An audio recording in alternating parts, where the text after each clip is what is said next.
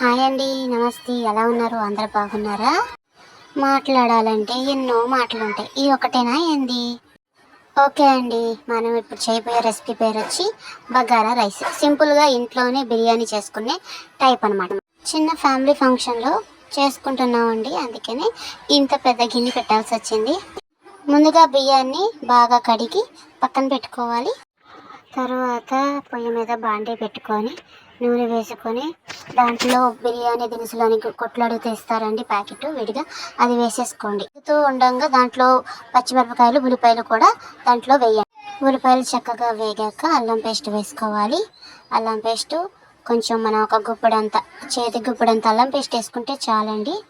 పచ్చివాసన పోయేంత వరకు, అల్లం పచ్చివాసన పోయేంత వరకు వేయించుకొని తర్వాత దాంట్లో మిగిలిన టమాటా ముక్కలు, బీన్స్ ముక్కలు వేసుకోవాలండి.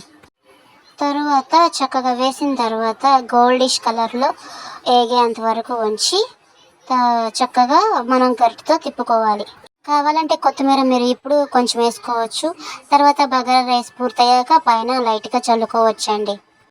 వేగిన తర్వాత దాంట్లో 10 లోటాలు నీళ్లు పోసుకోవాలండి. ఎందుకంటే 3 కేజీలు అని చెప్పాం కదా, మా దగ్గర కొలత ప్రకారం మేము 10 లోటాలు నీళ్లు పోసుకుంటున్నామండి.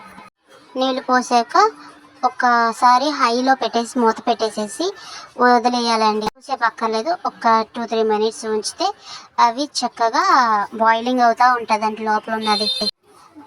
మూత పెట్టేసేసి తర్వాత మనం ఏం చేయాలంటే, ముందుగా నానబెట్టుకున్న బియ్యం ఉంది కదండి, ఆ బియ్యాన్ని మనం వడకట్టుకోవాలి.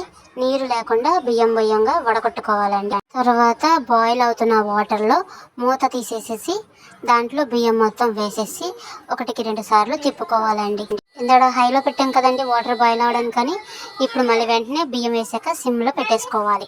హైలో ఉంటే అన్నం మాడిపోయేది, సిమ్లోనే వండుకోవాలండి. మధ్యలో ఒకసారి ఉప్పు సరిపోయిందో లేదో ఉప్పు వేసుకొని చూసుకుంటూ ఉండాలి. అది ఎప్పుడు బియ్యం వేయకముందే, వాటర్ ఉన్నప్పుడే మనం ఉప్పు సరిపోయిందో చూసుకోవాలి. బియ్యం వేసాక ఉప్పు వేయడం కుదరదు. ఒక 10 నిమిషాలు అలా వదిలేస్తే మనకి వేడివేడిగా బగారా రైస్ రెడీ అయిపోయింది. Tasty bagara rice.